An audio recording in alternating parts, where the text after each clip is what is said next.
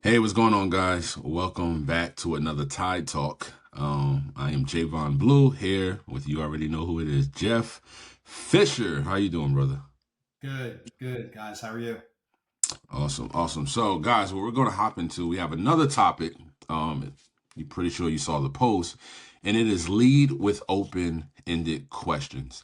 And I'm just going to read an insert from the book, and it says these types of closed-ended questions are like conversational dead ends. They don't leave much room for the other person to share their thoughts, experiences, and perspectives. Instead, they tend to trap the conversation in a cycle of basic information exchange with little opportunity for deeper exploration or connection. So, Jeff, let's talk about this, right? The difference between a closed-ended question and an open-ended question, and what are the effects of both? Either straight yes or no answer. Especially, you ever have somebody that whenever you ask a question just says yes and that's it, or no and I that's hate it. it. Yeah, sure. Yeah, They're and like, it's sure. not nothing else. Me, I talk way too much. So for me, I'm always putting context. hmm I'm explaining as a leader things, or I try to be transparent and stuff like that. So asking questions that are not going to lead to a simple yes or no or a quick answer, but lead the person down a little bit of a path of a conversation. Yeah, yeah. And what it does, man, it it goes back to like the whole barrier breaking thing. Because if you can get somebody to think, right? You have changed the game because now what it does is if I'm asking an open-ended question, it allows them to go within themselves to ask that question. Right? A lot of times people have to think about it, think about the answer before they give it. And I think that's what the general change would be is that if you have to internalize something, right, to give it to me. And this could be in a positive manner, right? Guys, let me put it this way. We're not talking about how you can manipulate somebody into getting something, right? Some people do that for sales, different things like that. I don't agree with manipulation, right? But what I do agree with is asking the right questions to get to the solution, right? And I think when you do that effectively and correctly, you will get a different type of person in the conversation because now they're opening up themselves based off the questions that you're asking, right? That's leading to a positive exchange. And now both of you get to get somewhere or go somewhere within that conversation to provide a solution. Um, so Jeff, I would say what would be the benefits, right, of people mastering the art of open-ended questions? Yeah, that why, who, what, when, and hmm the benefits would be much more enlightening chat, much more dialogue, and opening to getting to know the person. I've had conversations recently with people I normally wouldn't, and have learned things that I thought weren't possible, but that really was because I was asking more probing questions and open-ended questions. Instead of would you do that or that, giving somebody a choice to choose or something quick, it's like, what would you do if you had that? Asking Yeah. that question. And then you could get to their personality too. They'll start to open up on how they'll do Mm. it. And then when you listen, you can get signs and signals on where to go next, essentially. Yeah. I honestly think that's the big one, bro. That you'll get a sign or a signal as to what you need to go to next. All right. Because now, what open ended questions do and the answers that are given, it will guide the conversation, right? Because now what you're doing is you're stacking everything on top of what they're saying, right? Or you're guiding the conversation based off that person's interest, right? Based off that person's story. So I would say when we're talking about doing a real heart to heart, right? You're sitting in front of somebody or you're sitting next to somebody and you're coaching them, you're mentoring them, you're discipling them.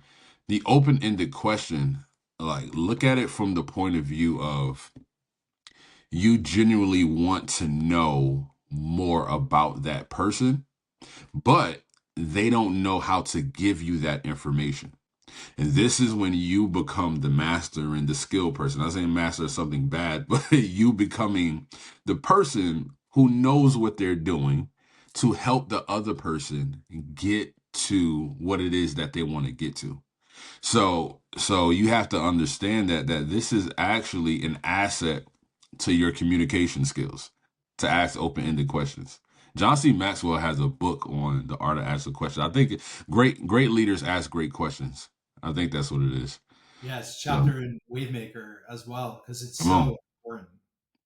It's so Yeah. important. I added it later. We added it later on too. It was something that originally wasn't on there, but I really did understand the importance of exactly what you're saying. And if you sprinkle on some love with some genuine curiosity there, it opens up into something you wouldn't even expect. That persuasive or what you're trying to maybe get doesn't even become an agenda anymore. It Mm. really then you develop relationships, or at least for me, where interestingly enough, people have the tools or the skill set necessary. And because that guard is down and there's that rapport that was built Yeah. and that communication that was there, they're more likely to go with you and, to be able to help out in the time of need, really. So those yes or no questions for me personally, for people that feedback or thrive on feedback, I almost crave it. Sometimes if I don't get it or receive it, or if I feel like somebody may be not nervous, but not wanting to tell me to upset me or anything. No, I'd rather that genuine feedback too. So it creates a trust, which Hmm. is I think that's what it does. The end goal of it, not even the end goal, the starting point of an open-ended question is trust. All right. So when you're like, it's just going back to this communication aspect. If you genuinely care about the person, you're not going to do the closed-ended questions. Now that may work and for some generalized questions, right? Like, are you a male? Are you a female? Right? Different things like that.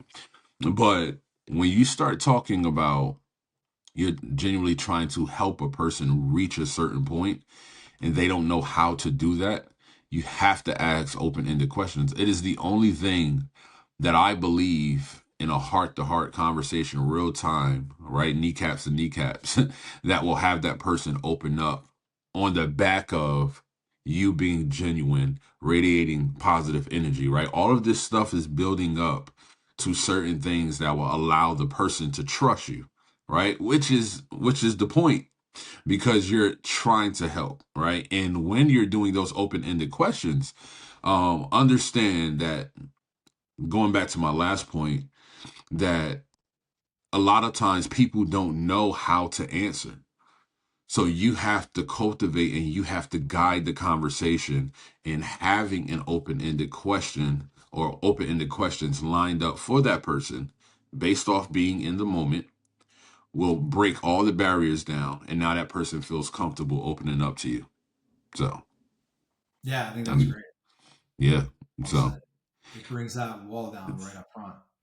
100%, 100%. So guys, we don't have too much more in this. Like that's just straightforward. I would say like really guide, really start to study this so that you can learn how to guide the conversation, cultivate conversations, and really learn the art of open-ended questions because it'll actually help you out when it comes to, you interacting with somebody in that communication. And know that this will take time. A this is an interaction of patience, right? Because it may take longer than the closed-ended question. So that Yeah, is and it. then everybody's different, different personalities, and some may be a little bit more socially nervous and things like that.